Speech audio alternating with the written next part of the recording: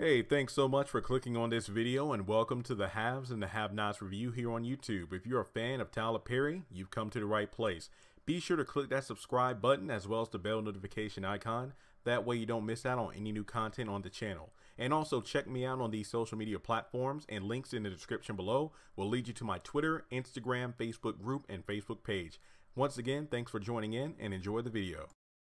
I can't believe you let your sister get to you. It's not her. It's us struggling all this time. You finally got some money. You don't want to touch any of it. This is it. You need to get them people their money back. Okay, well, I ain't doing it. The season finale you've been waiting for. I'm not scared of you. You should be. I'm gonna kill you and Mom. Get ready. This is insane! For the heart-stopping, jaw-dropping, can't-miss finale that will leave you breathless. Miss Hannah, Benny is in trouble. All right, have and have not fans, I hope everybody had a great Halloween yesterday, and we're going to hop back into it with the trailer for Exhausted. I mean, I feel like that describes a lot of people on the show, not to mention the fans, because I think I can speak for everyone when I say that we as a fan base are exhausted when it comes to the same plot lines being dragged out, whether it be Candace and the whole money thing, Charles wanting Candace, Wyatt just being I don't even know what to call him anymore. But here we go. And in this video, I am not going to get into the debate as to whether or not this is the mid-season or season finale, mainly due to the fact that I will do a brief separate video on that and why I even hate the label. Because yes, in the trailer that you just saw, it clearly stated finale. But then when you actually go to the OWN YouTube channel, click on the video, the title of the video itself says mid-season finale. Honestly, I don't care. I'm just going to say that it's the final episode of 2018 and leave it at that. But again, I'll do a separate video on why they really need to be more consistent in the marketing. But the trailer itself, a bit underwhelming. I'm going to be completely honest here, and yes, I actually went back and rewatched the episode Committee this morning, because obviously if you saw my episode review, then you know how much I did not like that episode. I thought, okay, maybe it's because I didn't get enough sleep that day, or you know, I calmed down, I watched it this morning, it still sucked. It just, yeah, it sucked. So when I looked at this trailer, I wasn't excited, because you're probably wondering, Jeremy, it's like the season finale. Yes, I just said season finale. It's the season finale. The trailers are usually so good. That is absolutely correct. But I feel like the fact that the Committee was such a letdown of an episode due to disappointment, because the trailer looked fantastic, but then we actually got the execution, it sucked. The reason being is because of the fact that the episode broke a lot of promises, and it created a lot of false tension and drama that really meant nothing. Like, go back to watch the trailer for the Committee. Go back and watch the episode of Committee. They kind of hyped it up like, oh snap, the FBI is going to bring down Veronica. Oh man, Candace is going to be at that dinner, is going to be freaked out. And it was even fueled even further by that brief exchange that Landon had with her at the beginning of the episode about what happened to the last girl. And then you get to the situation with the whole David having the heart attack.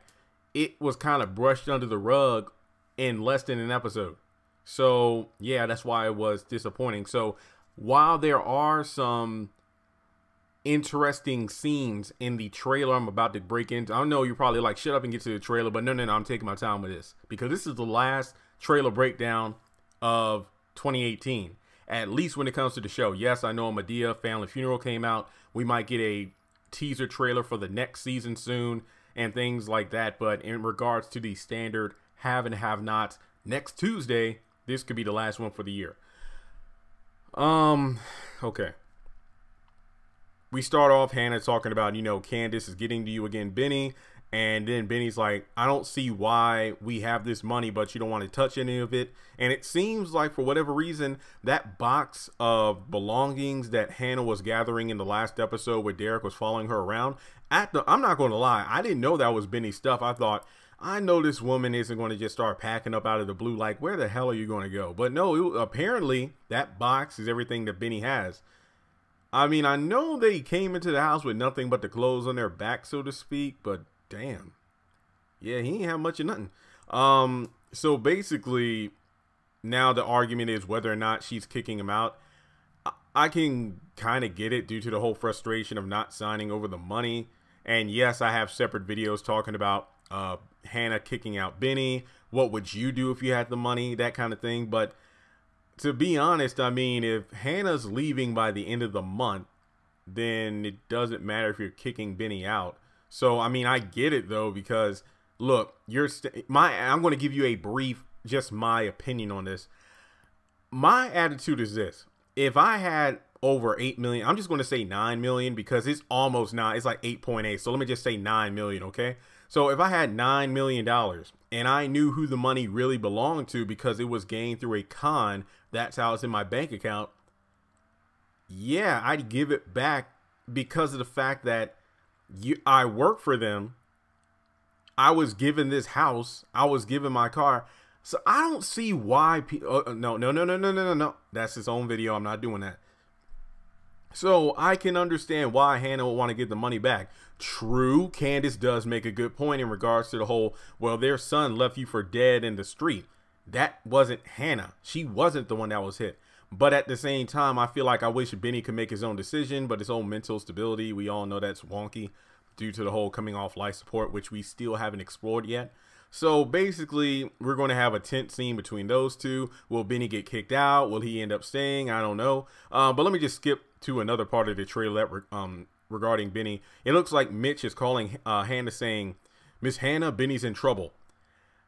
Have you noticed every time that Benny and Hannah have a big fight, typically towards the end of the season, something happens to Benny? Go all the way back to season 1. At the very end of the, what was it like at the last episode? Benny and Hannah have a falling out because Benny finds out that Tony Watson is his father and Hannah never told him. So he leaves the house mad and he goes out to do, get some toes to make some money, leading him being hit by a Wyatt. And even though it wasn't a big fight between those two, I know when Quincy hit Hannah across the face, Benny left the house in a rage looking for Quincy, and that's how he ended up in jail. Veronica got him out, and that's how that twisted affair started.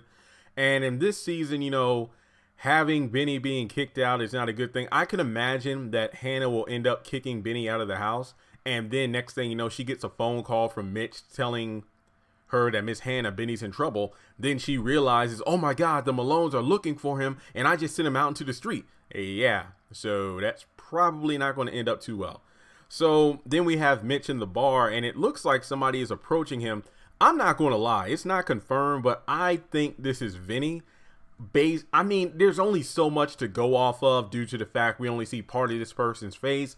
It is pretty dark in the bar, so in my opinion, I think it's either Vinny or someone else from his family, obviously telling him about, what's going on with Benny. And it's like, oh, we got him, or we couldn't call it off. Honestly, I think it's Vinny, especially with it being a finale. I think it will make the most sense for him to be revealed for the shock value. If it is Vinny, will he be able to call things off? We'll just have to wait and see. Let's see here. Looks like Landon is talking with Candace, talking about you're about to throw away the best thing that ever happened to you. The fact that it's Candace is still shaken up because she thinks this is a con. And then later on, we actually have her talking with Charles. It's like, everything I've done, but you still want me. And then they have a nice scene kissing. I'm not going to lie. It's a very good scene in terms of lighting and angle work. So I honestly don't know what to think. I really don't know what to think about the whole Charles thing. I literally don't. Let's see here. It looks like, and since it is a finale, good and well, there's a lot of sex that's about to go down. I mean, we got the brief scene between Derek and Hannah kissing on the couch, and then it looks like Hannah's unbuttoning his shirt. I'm not going to get hyped up, say, oh my God, it's the tattoo. No, because I did that last week, and it turns out we didn't see a damn thing. So it is a bit interesting that Hannah seems to be the one that's unbuttoning the shirt, with her whole rule thing about not having sex before marriage. So, I mean, maybe that makeout session on the couch was enough to get her going, and now she's like, okay, that's it, the shirt's coming off. And then the tattoo shows up, possibly. So we'll see. Talking about another sex scene. I mean, Catherine telling Broderick to take off his clothes faster. She looks good with her hair out like that. That's pretty darn cute.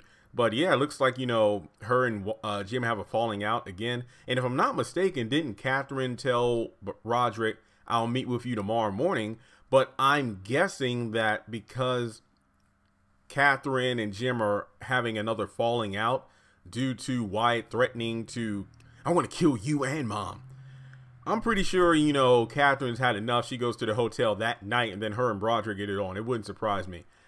And we get another scene. It looks like George and Sarah and a bunch of the cops are looking at some monitors, I'm guessing, and they're surprised by what they see.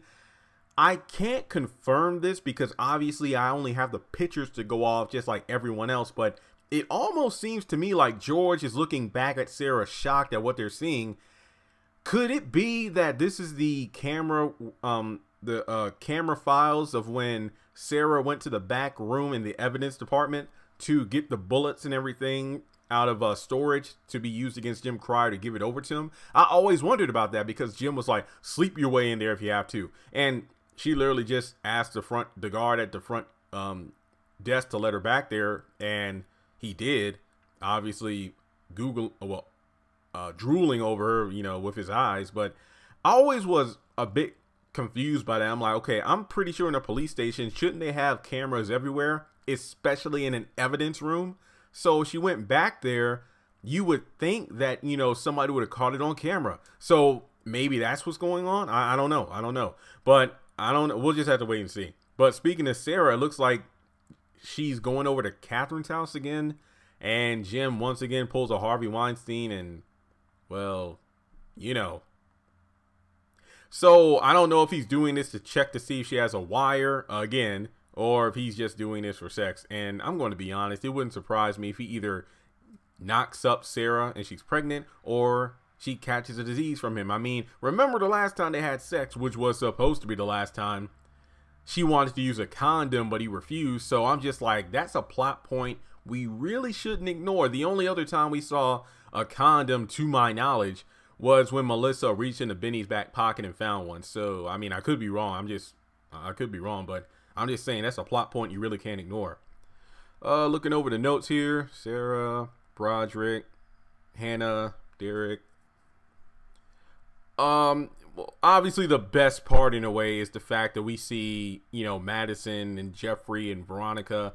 Veronica just being, you know, Veronica. Oh, Miss Madison's all sensitive. It's like, but who cares about the argument? It's the fact that those two look like they're, you know, in a struggle with each other. And the main question is, doesn't it look like either Veronica, Jeffrey, or both of them are about to go over the stairs or balcony? That's the main question. I don't know. But there one thing I am curious about. It looks like David is in his bed, and it looks like he's getting a phone call. I don't know if that's a phone or a device where he can call in a nurse, but considering it looks like he himself is laying in the bed and his arms are near the pillow, I would think he's getting a phone call. So could it be that, let's say, Veronica falls? I don't think she's going to die, obviously. Do you think that Jeffrey gives David a phone call to let him know what happened to Veronica? I don't know. We'll have to wait and see. But let me know your thoughts in the comment section below about next week's I'm just going to say finale, okay? I don't care if mid-season finale. I'm just going to say finale. What do you think of the upcoming finale, Exhausted? Like I said, you know, Jim, the whole ticking time bomb thing, I think it is in regards to George. You know, Hannah being exhausted, that's why she's kicking out Benny. Catherine being exhausted in the marriage, that's why she's going to go see Broderick.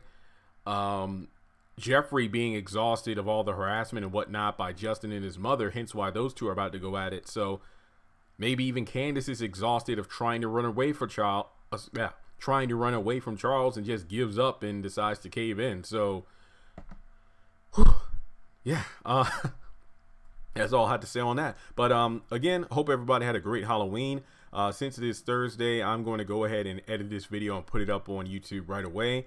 I got a bunch of other videos. Look, I'm looking at my list now. I got 3, 6, 9, 12, about 15 videos that I need to do before next Tuesday. And yes, I do have a couple more Madea related videos, like whether or not Tyler Perry will actually kill Madea off or just, you know, retire the character, as in her fate will be left unknown, but Tyler Perry can maybe bring her back in the future if he ever wanted to. Maybe reboot the character, have another actor or actress portray Madea. Who knows? We'll just have to wait and see. But I hope everybody did see the funny video, Madea as Deadpool, on Tyler Perry's Instagram. Great stuff. So again, thanks so much for tuning in. Subscribe to the channel if you haven't done so already, and I'll talk to you all soon.